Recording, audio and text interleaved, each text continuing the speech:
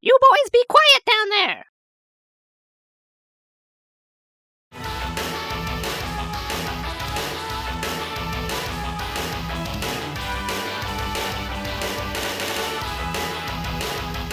Welcome back to Neo Geo Generation. I'm your host, Neo Alec. This is it, folks. We've managed to get this far in the series without covering the Neo Geo's meat and potatoes, fighting games. But today that's all gonna change. It begins! Up until this point in the video series, we've only seen games on the Neo Geo from what I refer to as the classic iteration of SNK. As mentioned in an earlier episode, the gradual transition to what we recognize today as the modern SNK from the mid to late 90s began with the focus of today's episode, Fatal Fury, NGH-033, released in 1991. The game weighs in at 55 megs, although the back of the US box would have you believe otherwise. Fatal Fury marks the start of SNK's long and storied fighting game legacy. But how does it hold up against its main competition at the time, Street Fighter II: The World Warrior? Many of the games released for the Neo Geo up to now feel like they were made in part to bulk up the library of games for the console. King of the Monsters might be the biggest exception. It feels like a more fully fleshed out new game concept that was released on more consoles than just the Neo Geo. Fatal Fury represents a turning point for the Neo Geo, because it's clear to see how much more went into making this game a marquee title for SNK. The length of the game's credits sequence alone tells you how much went into this. It's significantly longer than the other games we've looked at. Known as Garou Densetsu Shukumei no Tatakai, or Legend of Hungry Wolf, The Battle of Destiny in Japan, Fatal Fury, King of Fighters, we'll stick to calling it Fatal Fury for short, was created by none other than Takashi Nishiyama, the legendary creator of the original Street Fighter. According to Nishiyama, in a 2011 interview with OneUp.com, he is the one who came up with the concept for the Neo Geo's interchangeable cartridges and home console. Operators could purchase the hardware once and switch cheap ROM cassettes to run different games. I'm the one who proposed this idea at SNK, as well as the idea for the home console version.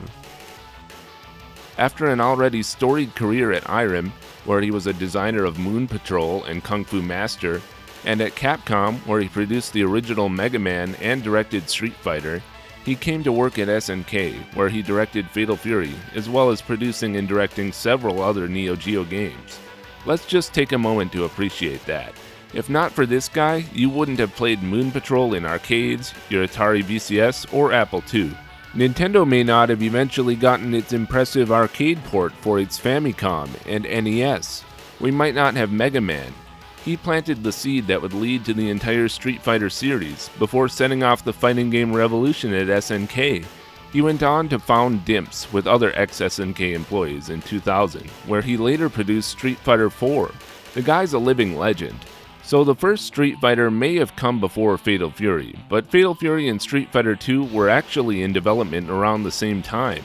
The original Street Fighter II: The World Warrior beat Fatal Fury to market, hitting Japanese arcades on February 6, 1991, with Fatal Fury releasing later that year on November 25th. How much, if any, Street Fighter II was able to influence Fatal Fury with the nearly 10-month lead time is hard to say. But it's fair to say that both series at least share a partial lineage. In a 2020 interview with his friend Yoshiki Okamoto from Capcom, Nishiyama mentioned being at an original location test for Street Fighter II and confessed he thought it was excellent and wouldn't have been able to make Street Fighter II better if it was his project. そこに僕らね、SNK の連中が見に行った時には、ものすごい人だかりで、これがスト2やってみた時には、ちょっと感動したね。多分僕がカプコンに残って作っても、このスト2作れてないなと思います。ああ、嬉しい、ありがとうございます。Nishiyama knew many Capcom staff members and was obviously aware of Street Fighter II, at least by the time it was revealed to the public. But it seems that Fatal Fury was pretty close to being finished by that time, so Street Fighter II wouldn't have had a lot of chance to influence Fatal Fury by then. The date of October 1990 in the opening could be referencing the start of the game's production, perhaps just when this opening screen was created, or something else. 10 years ago in Southtown, Jeff Bogard, rumored to be the strongest martial artist in the world, was killed by the crime boss Geese Howard. Jeff had been raising two orphan boys, Terry and Andy. And now Geese is sponsoring the annual King of Fighters tournament, a gathering held in Southtown for the strongest fighters in the world. Will, Terry, and Andy, joined by their friend Joe, have their chance for revenge? In the mid-90s, I bought my first Neo Geo AES system. It cost $230 used from my local game store and included my first game, a used Art of Fighting cartridge. Soon after, I also bought Fatal Fury for $30. It was one of the most common games, and the store had several used US dog tag copies of the game on the shelf. But prior to this, my knowledge of Fatal Fury all came from renting the Sega Genesis port. I own a Japanese cartridge of this game today for some reason. It came in a random box of Mega Drive imports I purchased. At any rate, I always knew the original was a Neo Geo game. I had just never seen the Neo Geo version before. My point of reference going into the Neo Geo version of Fatal Fury was the Mega Drive version, so I'll be contrasting with that version throughout this review. The Sega Genesis port was published by Takara and developed by Guy Brain, which also developed the other Genesis and Game Gear Fatal Fury games. This Sega Genesis version is actually fairly well regarded by fans compared to most of the Takara SNK ports, despite missing 2 characters. The Genesis version is only 12 megabits. For a while, I actually had the false memory that Billy Conn wasn't in Fatal Fury 1, thanks to the Genesis port. To make up for the 2 missing characters, the one-player mode has surprise matches against the 2 other main characters during the tournament, a feature that wouldn't have been a bad idea to include in the Neo Geo version. The most obvious advantage the Genesis port has over the Neo Geo original is the ability to play as any of the game's characters in Versus mode. The Neo Geo version only allows you to play as the 3 main characters in both the one-player and Versus modes. And no, there is no known cheat for the Neo Geo version to enable the other characters, at least not on real hardware. To sweeten the deal, you can choose to play against the computer in Versus mode in the Genesis version, so you don't even need 2 players to be able to play as all the characters. Despite obviously not playing the same as the original, the Genesis version plays rather well. When I rented it, I liked the characters, it was fun to play as Terry, and I enjoyed the beepy version of the soundtrack for what it was.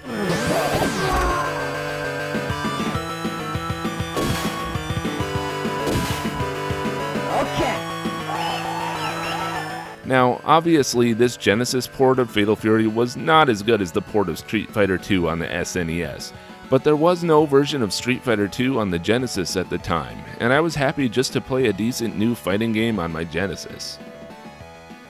Takara also ported Fatal Fury to the Super Nintendo, developed by Nova, but it fared far worse. The game has the dubious honor of being one of the first cartridge games on a console with a loading screen. They took a lot of liberties with the music here, and overall it just sounds off.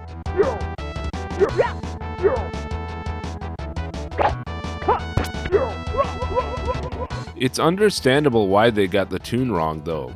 If you've ever tried composing in Mario Paint, you know the Fire Flower just can't play all those notes. Some music is in the wrong place.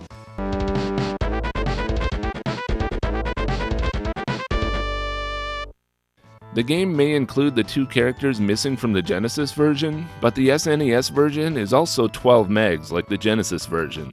The cutscenes are just in little boxes in this one, and they're terrible. The Super Nintendo version has stiff, clunky controls and unsteady movement. Fatal Fury's famous line-changing mechanic is missing altogether. Unlike the Genesis, the SNES does have a bonus stage, but the bonus stage here is unique to the SNES. Tires are thrown at you, and you need to attack low or high. It's unfortunate to see our hero reduced to having trash hurled at him. Everything just doesn't feel right. It makes me sad to play this game. Like in the Genesis version, you can play as any of the characters in Versus mode, but in the SNES one, you have to know to press down on this screen, and only 2-player can do this. The first player is stuck playing as one of the 3 main characters. Fatal Fury did receive one more port to another platform, but we'll save that one for the end of the video. For this review, we'll be looking at the Neo Geo game on my MVS cartridge as usual. For $30, I enjoyed the hell out of my AES version, but I no longer own that. In the late 90s, I bought this one in a lot of 13 MVS carts on eBay for about $130. It was basically all the mainline fighting games, but not the newest entries. Someone I was bidding against even contacted me after the auction to congratulate me. So yeah, eBay was very different back then. So anyway, I'll take this. Let's take a good look at the first Fatal Fury here. The intro in the Neo Geo version is different depending on if you play on MVS or a home system. When running the cartridge in arcade mode, you'll hear different music, and only see this first shot of one of our 3 heroes before the title screen. In the home mode, we additionally see this scene of Terry getting out of a taxi, which if you're watching closely, you'll notice happens to be driven by the Neo Geo's mascot, G-Mantle. We also get the extra "produced by SNK" voice on the title screen in home mode. Produced by SNK. It always felt unnecessary to me, as if SNK was just showing off how many voice samples they could use. On my website back in the 90s, I gave this game a rating of 7.75 and a grade of C+. Fatal Fury was one of my favorite cheap AES games in my collection, well worth the $30 price of entry. I would grade on a curve, so I could only give a 7.75 in order to leave some headroom for the later, superior Fatal Fury games. It earned some points because the Neo Geo version was such a huge step up from the Genesis version, and I savored the magnificence of the original. But let's get this out of the way right up front. In many ways, Fatal Fury does not meet the high bar set by its main competitor, Street Fighter II. There are only 3 selectable characters here, fewer buttons are utilized, limiting the number of moves. Here's Takashi Nishiyama again, talking with Yoshiki Okamoto. だから多分カプコンに残って一つ作ってたらガローデンスみたいなゲーム。なるほどなるほど。でもこれ負けたなとちょっと思いました正直。先出しの先出てるかと思います。いやいや。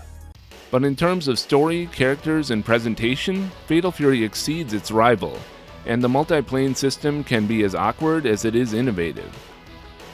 Press A to punch, B to kick, and the C button with joystick will do a skill, what you probably know as a throw. Obviously, 2 buttons plus a throw is less than the 6 buttons of the original Street Fighter II World Warrior, but, well, SNK fans can probably argue why 6 is unnecessary and 4 is plenty, but at any rate, the 3-button setup made things simple for arcade owners at the time, who often had only control panels that support up to 3 buttons. Not to mention, it also made the game ideal for porting to consoles with less than 6 buttons. Fatal Fury incorporates a line change system, which would go on to become a staple of the series in later installments. In later Fatal Fury games, players are able to change lines freely and attack between lines, but here in Fatal Fury 1 at the beginning of the series, this feature is more primitive. Here, only the computer-controlled opponents are able to change lines. They have attacks that can knock you into the other line, but you do not. By the way, in the Sega Genesis version, you actually can knock your opponents into the other line. After you're in the opposite line from your opponent, only then are you able to move or attack into your opponent's line. So it's a bit clunky in practice, and pointlessly irritating at times, but it is a unique and interesting feature of the series. It's not horribly implemented here in the first game, but obviously has a lot of necessary refinement to go through in later installments.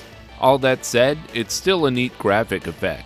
Unlike in the Genesis port, in the Neo Geo the characters scale to a slightly smaller size when they move to the farther line. Just a small hint of the impressive fighting game scaling that was yet to come. And oh yeah, a note about the moves in this game. Strangely, some of the button combinations are different when the game is set to the Japan region. I'm not sure which set of moves is easier, but I'll be sticking with the moves from the English version in this video for the sake of brevity. Sorry in advance if you happen to prefer the Japanese button combos. Take your pick between Terry Bogard, Andy Bogard, or Joe Higashi. These 3 fan-favorite characters were already here, starring in the first game, and would go on to be in all future installments. Let's start with who else but Terry. Fatal Fury was the first appearance of many legendary SNK characters, not least of which was the main protagonist, Terry Bogard. Terry is a strong fighter, trained in Jeff Bogard's martial arts techniques.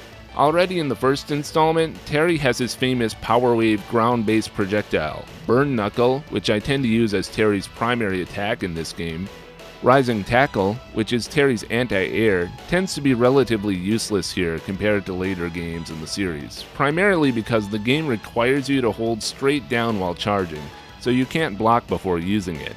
And Crack Shoot, which is performed a bit differently in this one, by charging down and back, and then up and forward.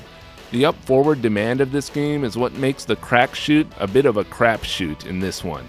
Any move in a fighting game that asks you to end on an upward direction has to be timed perfectly, or your character will end up jumping instead. It doesn't help that Fatal Fury is pretty unforgiving about entering commands. I apologize for our versus footage throughout this video. You're going to see a lot of failed commands, where my brother and I clearly meant to do a move and ended up jumping or something instead. Here's my personal tip. Many of the moves in this game seem to be easier if you tap the directions rather than rotate, similar to, say, Mortal Kombat. For example, perform Terry's Burn Knuckle by tapping down, followed by tapping back with A, rather than performing a quarter circle from down to back. In fact, back in the day, I used to play this game with a Neo Geo pad instead of a stick. Not sure how much it helped, but I seemed to do alright against the CPU. The game gives you a choice between 4 different opponents to start with, each with their own dedicated stage. Let's begin here with Richard Meyer in the Pow Pow Cafe. Pow Pow Cafe is one of SNK's most frequently used locales, appearing in easily over a dozen games throughout the Fatal Fury and King of Fighters series, among others, and this is its first appearance. There seems to be another Pow Pow Cafe in Mexico as well. Pau means bread in Portuguese, and the bar is South American and East Asian themed. The graphics here are obviously quite a step up from the Genesis, with larger characters, more colors, and tons more animation. Right away here, although the Mega Drive was doing its best with its percussion and twangy beeps,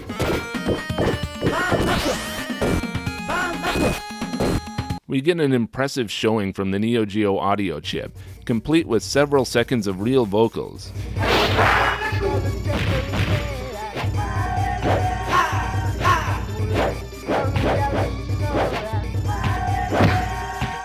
Admittedly, not something I would listen to outside of the game, but if you had just brought home your brand new Neo Geo with Fatal Fury and heard this track, your ears would have assured you that you just got the most powerful console on the planet.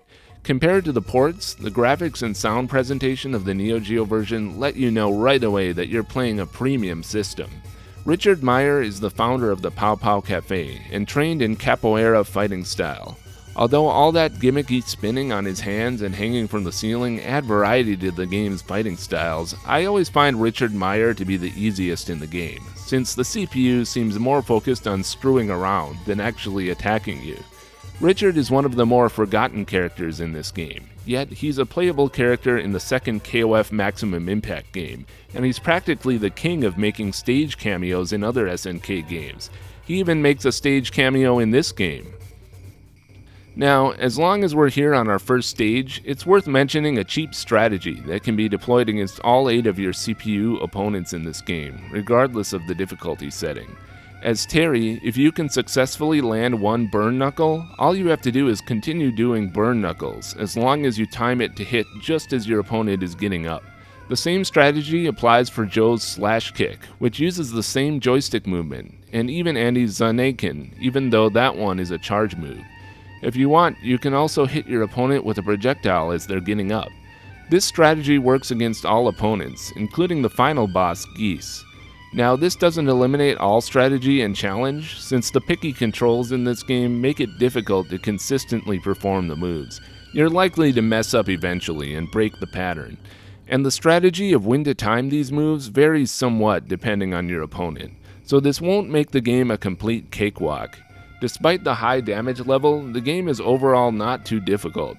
The standard punches and kicks are no slouch in this game, especially when used in the proper combination.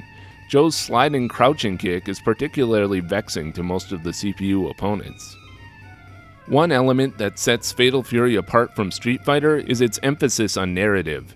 Between each stage we get a quick cutscene with dialogue from our final boss, Geese Howard. The dialogue differs depending on which character you play as. The game also helpfully teaches you the character's special moves between stages as you advance the game. Let's now turn to Sound Beach and fight the boxer Michael Max. Michael Max is an obscure character who has never appeared as a playable character in any other game.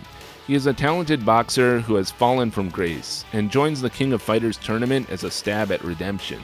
We find out in this game's sequels that he trained under Axel Hawk from Fatal Fury 2 and Special. He has his tornado upper projectile that looks the same as Joe's, and he can't jump.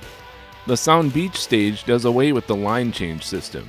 If you get knocked into the background here, you will simply bounce off of the crowd. Unlike in later SNK games where the crowd is filled with unique characters and cameo appearances, Fatal Fury has some rather generic onlookers, some even stamped on and reused more than once in the same background, like the two purple pants punks. Dudes, we heard that the 80s happened recently and decided we just had to show up. And we can't ignore my favorite, American stereotype guy. I'm an obese American and I lust for blood. I demand it. I demand action. Give him what he wants, or he'll be mopey through his whole foot-long hoagie on the ride home. The music here in the Sound Beach stage is a variation on the Versus Mode theme.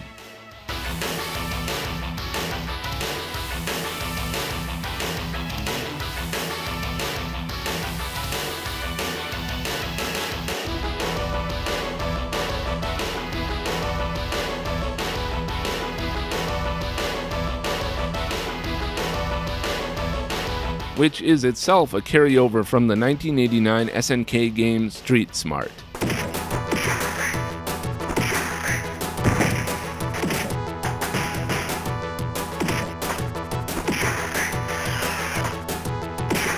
Who knows why they decided to reuse this theme? Maybe someone at SNK thought the song was good enough that it deserved another play.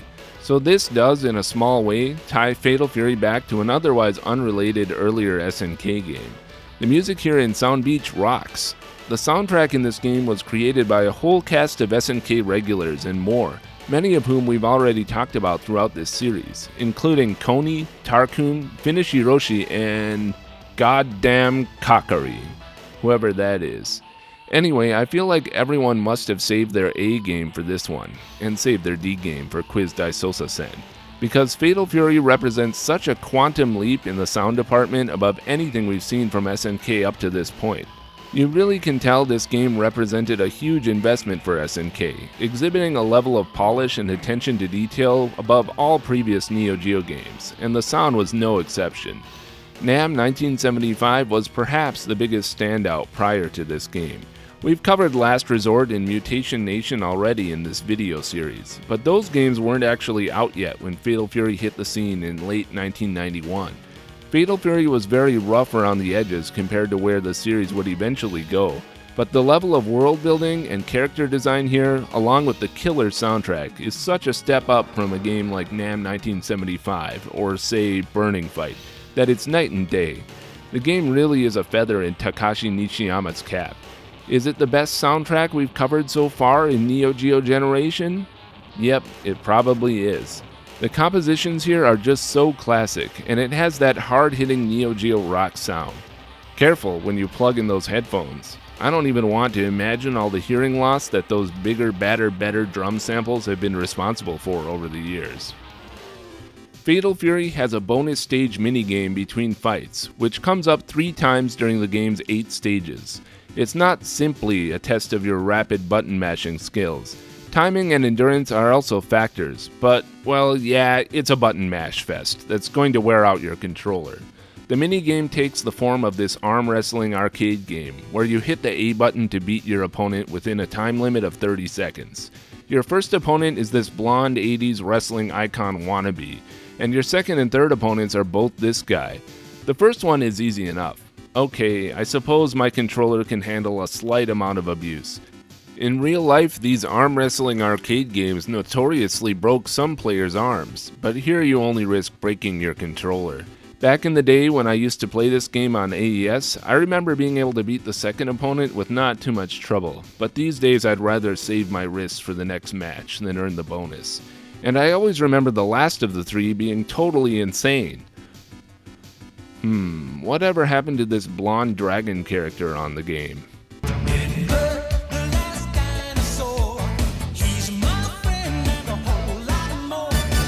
So yeah, a cool little break from the regular game with neat graphics, which might have been kind of a cool challenge in the arcade back in the day, but as a fighting game bonus stage, it's really not great. Luckily, you don't have to spend much time with this to enjoy Fatal Fury. Now let's look at Terry's younger brother, Andy Bogard. After Jeff's death, Andy went to Japan to train in karate, which perhaps is why he always sports a karate gi, unlike his brother. Although Terry is considered the stronger fighter, Andy wants to prove he can hold his own against his brother, and also avenge Jeff's death. Andy has his Hishoken as his projectile, and Shoruden as his anti-air. Again, difficult to use, like Terry's rising tackle. Kuhadan, which is charge down and back, and then up and forward with a kick, just like Terry's crack shoot. Don't jump accidentally. And Zanekin is his charge move, which is done by holding back for a second and then forward with a punch. The tricky thing about this one is that you have to hold straight back. Again, you can't hold down and back to crouch while you charge. So it can be a little difficult to time this one, since you're often moving back away from your opponent while you're charging. To compensate for this, the move has quite a good reach across the screen, but the timing can be quite messy. Luckily, with some practice, I was able to wallop Geese handily on MVS difficulty with this move. Next, we'll head to Howard Arena to fight Tung Fu Ru. Tung has a catchy little beepy theme song on the Mega Drive.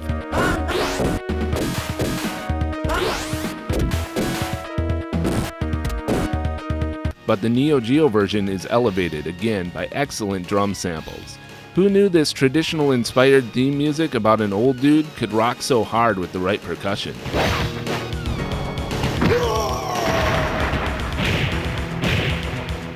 Okay! Seriously, after playing the ports, this catchy song really beats expectations. Tung Fu Ru was Jeff Bogard's trainer.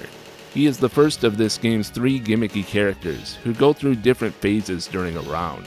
Tung starts out as this short guy, but drain his life bar about 1/3 and then suddenly he hulks out for some reason, attacking viciously with this spinning attack and a large projectile. The tiger growl accompanying the projectile is a nice touch, even though it's the same sound effect used by other characters in the game. He then reverts back to his easier small form for the last 1/3 of his life bar. If you're not careful, Tung can be somewhat of a formidable opponent, as the damage is set pretty high in this game, and a few unblocked energy attacks can spell the end. He's also tough to hit in his short guy form. A burn knuckle or tiger kick will go over his head unless he jumps, so you'll probably want to go with a projectile like the power wave as he's getting up instead. Tung Fu Ru would go on to be featured in many other Fatal Fury games throughout the years, and is an unlockable character in the PS2 version of KOF 11. Another cool feature this game has that Street Fighter II didn't is the changing backgrounds. The stages go through different times of day and other changes for each of the 3 rounds. Howard Arena foreshadows a coming storm with thunder and lightning in round 1, then has a very simple but effective rain effect in rounds 2 and 3. The rain is just alternating vertical lines covering the screen, but the sound effects really help sell it. Next, we'll look at Duck King in the West Subway. Duck King has become somewhat of a fan favorite, appearing in several Fatal Fury games over the years, and later King of Fighters. Like most of the voices in the game, including the announcer and the characters, he is voiced by Michael Beard. Beard would go on to be the announcer in Fatal Fury 2 and Special, as well as voicing Duck King in Special. He has spin attacks in this game, no duck that follows him around though. The theme music here is a little more chill, and a good catchy one. Love the piano sample.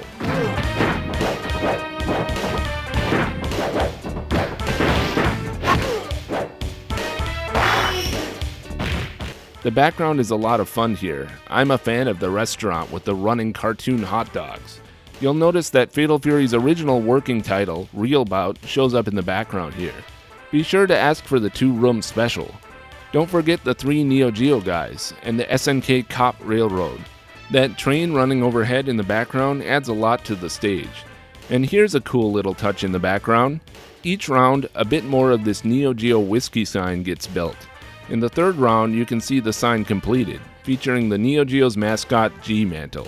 Now that the sign is complete, G-Mantle actually has 2 appearances in this background, one on the whiskey bottle and again here on the game Neo Geo SNK shop. And finally, Joe Higashi fans, I haven't forgotten you.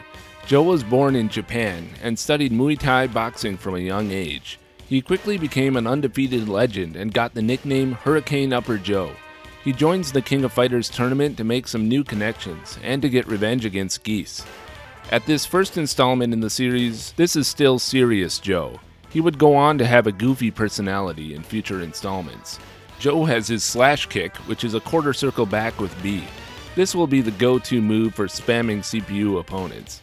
He also has a tiger kick, which is charge down back, then forward and up with B.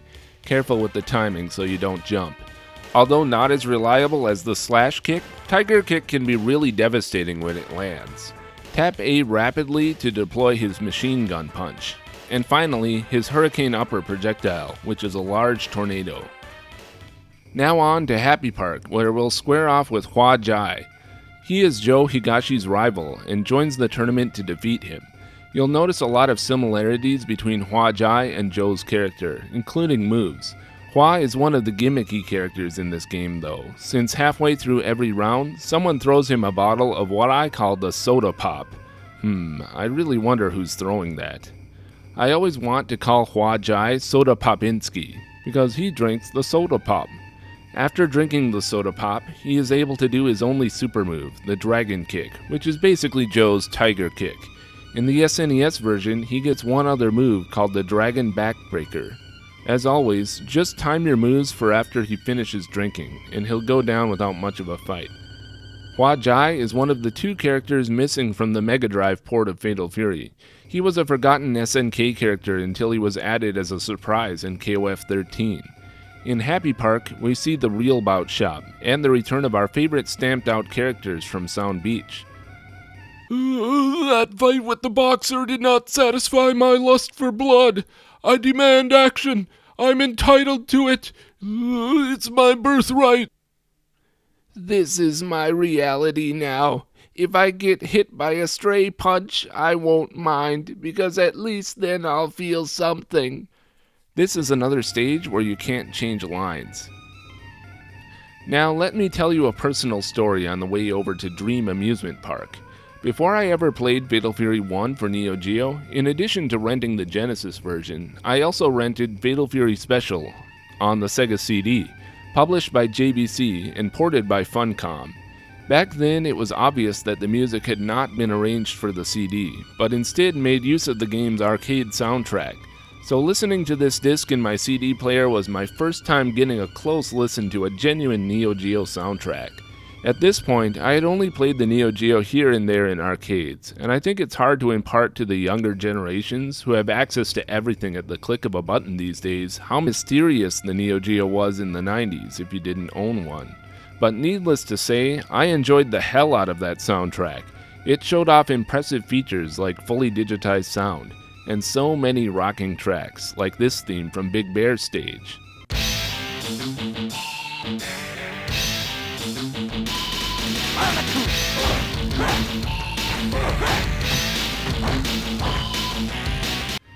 Now, I'd played the port of Fatal Fury 1 for Genesis prior to the Neo Geo version, so coming into Fatal Fury 1 on the Neo Geo for the first time, I already knew that Raiden stage uses that same theme. But surely, even in the Neo Geo version, this is just Fatal Fury 1 we're talking here. There's no way my $30 cartridge from 1991 could have that same rocking quality I'd heard in Fatal Fury Special. Round one. Fight! Holy shit. SNK was rocking hard on the Neo Geo already in 1991. This is what I call bigger, badder, better. Raiden is a wrestler entering the tournament as one of Geese's henchmen. This was our first taste of how big the fighting character sprites could get on the Neo, even though we still hadn't seen anything yet. Don't get too close to him because he likes to use grapple moves. He has toxic breath that you need to look out for or duck under. Make sure you time your attacks for after the breath is finished. When you lose, he always jumps on top of wherever you land and does his trademark laugh, which is the same voice as every other laugh in the game. Supposedly, Raiden is based on the professional wrestler Big Van Vader. So is Fatal Fury 1 the last we'll see of Raiden? Nope. We're going to see him again both as his Raiden persona in other future games and as Big Bear in the sequels. Dream Amusement Park is one of the cooler stages in the game, showing you a nice taste of the vibe in this popular Southtown night spot. Check out the Haunted Tree, the 2-story carousel, or the pirate ship attraction, The Walk. You've got a giant Ferris wheel. And don't forget to check out our 8-ticket walkthrough attractions, Cure, or Liebach. G-Mantle is hiding here in the shrubs, and I can't express just how badly I want to check out SNK Gameland. That sign with the arrow is just teasing me. Mom, can I have $5? We get our final face-off against the arm wrestling minigame, before finally heading to Southtown Village. This is the other stage and character that is missing from the Mega Drive version. I don't even know what's going on here. Again, we can't line change here. The types of attacks that would normally knock you into the other line just cause you to bounce off of vehicles and people. We get our usual stamped-on, slack-jawed gawkers. Someone with a gnarly van is a huge fan of Dark Side of the Moon. And Cobra. Why is there a cardboard cutout of children and all these cutouts of people set up back here? Wait, are those supposed to be real people? Oh no. It's understandable if you want to call him Billy Kane, because his weapon is a cane.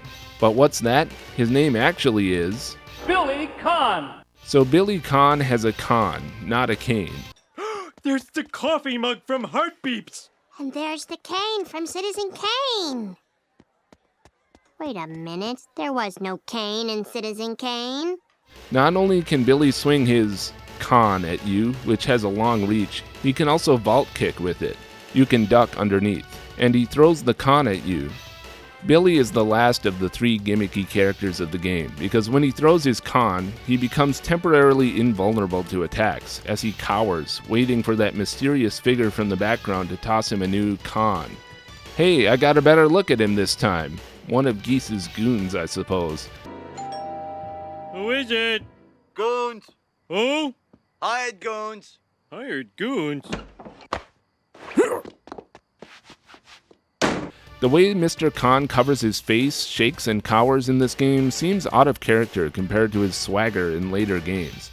Billy is Geese's right hand in later games, but this first appearance doesn't seem to imply much of a relationship between the two of them. So after defeating Billy, that's it. You've officially won the King of Fighters tournament. But of course, it's not really over. We haven't faced off against our main bad guy yet.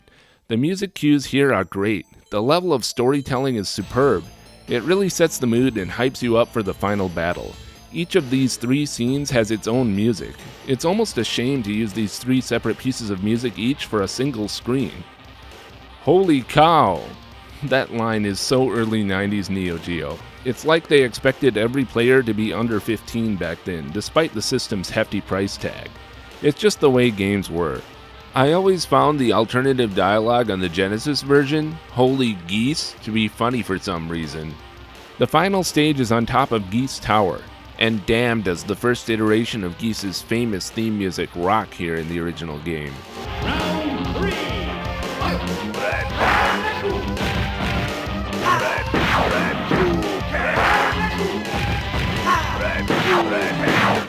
He's got his Japanese stuff up here.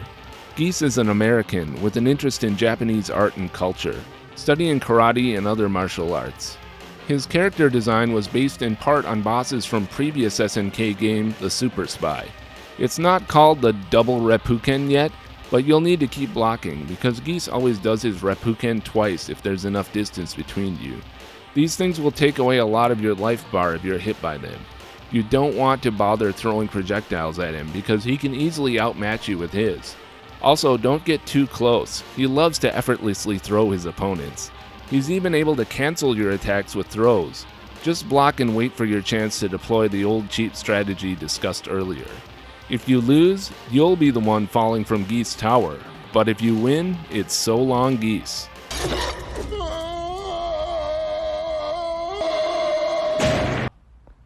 Oops!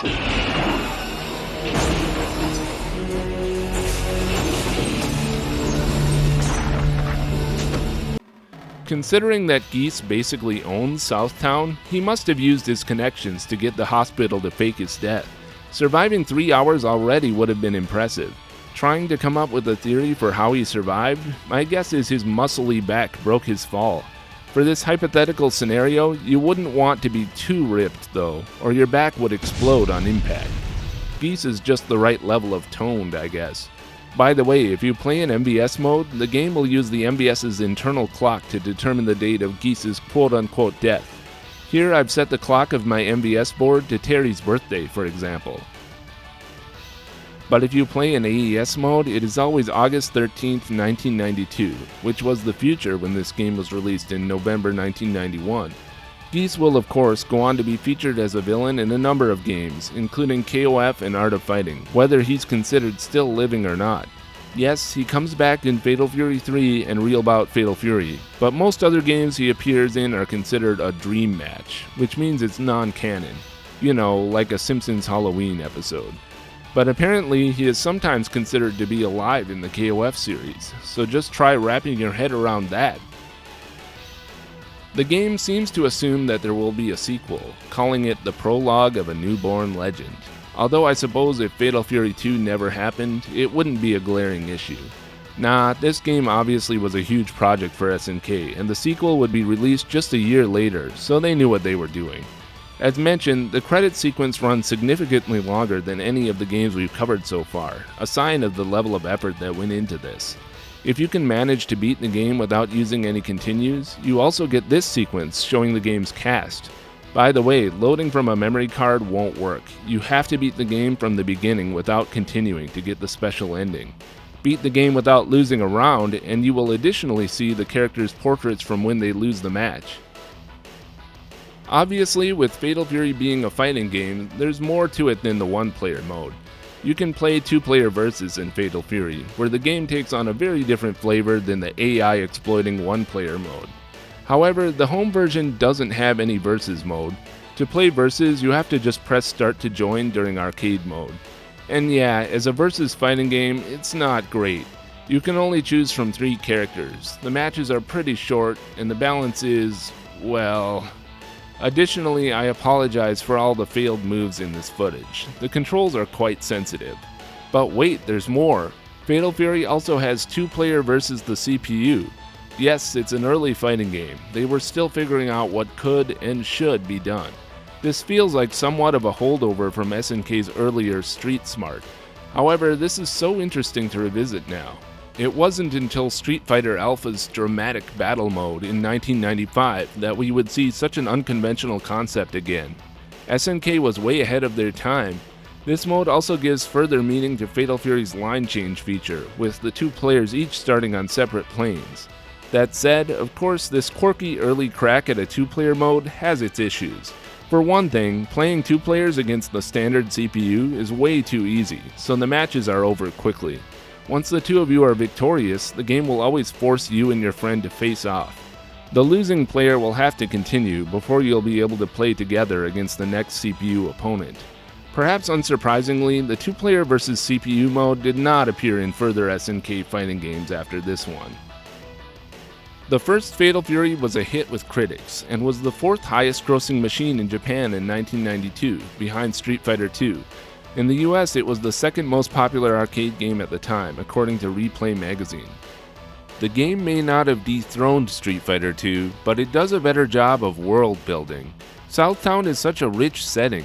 Seeing your character move from the Muscle Beach to a subway station used by breakdancers, to an international cafe, and then a temple, really fleshed out the setting in a way that was rare for 1991. I love the way fans follow you between venues like it's a festival, unlike in Street Fighter II where the stages are all geographically separated. After playing Fatal Fury, I almost feel like I've visited Southtown, and the sequels build on this. How can you not love the vibe of it? Not to mention, this also planted the seed for KOF. So in summary, as you can see, Fatal Fury may be primitive compared to the later entries in the series, but I think you'll agree that the $30 price tag I mentioned for the Neo Geo version is more than worth it for... What the... Oh no. Oh no. My $30 Neo Geo cartridges. What happened to you? Now let's take a look at the Neo Geo CD version of Fatal Fury. The initial load takes a total of 52 seconds on a single-speed top-loader system. The CD version of Fatal Fury 1 unfortunately does not have an arranged CD soundtrack. It's just the cartridge music recorded on CD, something which will be rectified in all future Fatal Fury games on the Neo Geo CD going forward. I know this is purely my bias, but it just seems wrong to hear this cartridge music played off a CD. Of course it sounds practically the same, but for me those drum samples and FM sounds have to come straight from the Neo Geo's sound chip. It's like a farmer drinking milk fresh from the cow. It has to come straight off the chip. It's just how I like it. You select your difficulty and then wait as the CD drive accesses the song. It's hilarious that they seem to have to use a CD track for everything, even this jingle used for the select and for winning the arm wrestling minigame. This jingle seems to be all PSG sound and could have easily been treated as a sound effect. After making your selections, the game spends 3 seconds loading the first 4 selectable matches. After completing those 4 matches, the game spends 6 seconds loading the second half of the game. What exactly is being loaded here? Well, a quick look at the contents of the disc reveals that, once again, just like in the other games we've looked at, the only thing being loaded here is sound samples. The Neo Geo CD system has enough memory to hold everything else without loading again, except for some sound samples. It's all taken care of in that big 52-second initial load. At any rate, there may be a bit more loading time here than other games we've looked at so far, but it's completely reasonable. The cartridge version is only a 55 meg game after all. The CD version of Fatal Fury is perfectly decent compared to the cartridge, and doesn't disappoint. Now, unlike many of the later Fatal Fury games, the original Fatal Fury only had 3 ports to other systems. In addition to the Sega Genesis and SNES ports already mentioned, Fatal Fury 1 was also ported to the Sharp X68000 computer. This port was developed and published by Magical, a company that also did the other 2 X68000 Fatal Fury ports, Fatal Fury 2 and Special. This one unsurprisingly fares much better than the Genesis and SNES ports. The graphics look virtually identical to the Neo Geo. The colors look good, and it even has all the same background layers.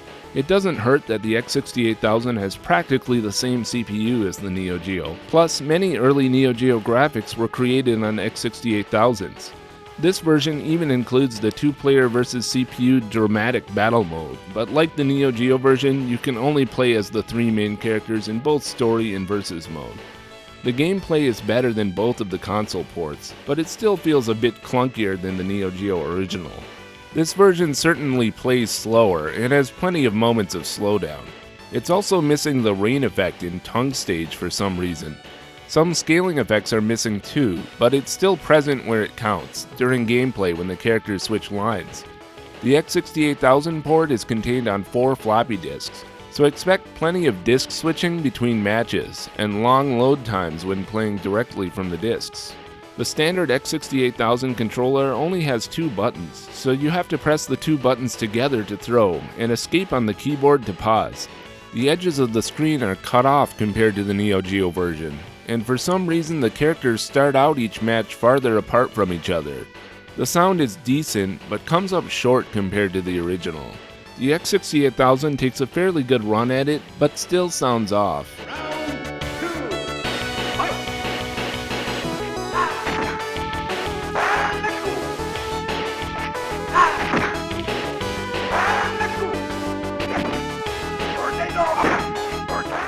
The system only has one ADPCM channel for voice samples, so any in-game character voices will override the samples used in the music. It can only play one at a time.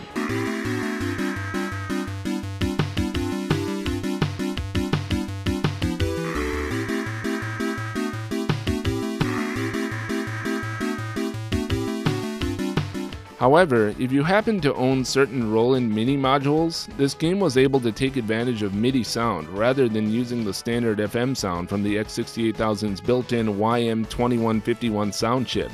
Oh goody, I get to take these things out again. The SC55 option uses the Roland GS MIDI standard, and the MT32 is the more primitive LA MIDI option. I don't have either of those exact modules, but I have a CM300 for GS MIDI and a CM64 for LA MIDI. While it's nice to have this as an option, some of the music here is pretty impressive. A lot of the themes sound kind of strange compared to the Neo Geo original, but it could just be me. Round one. Fight!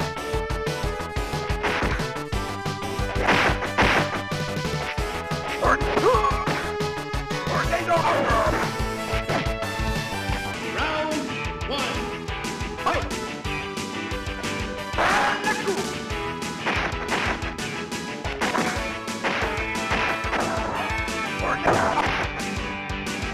One interesting fact about the LA MIDI implementation is that it still uses some FM sound from the X68000's chip. Here's how it sounds with the MIDI disconnected.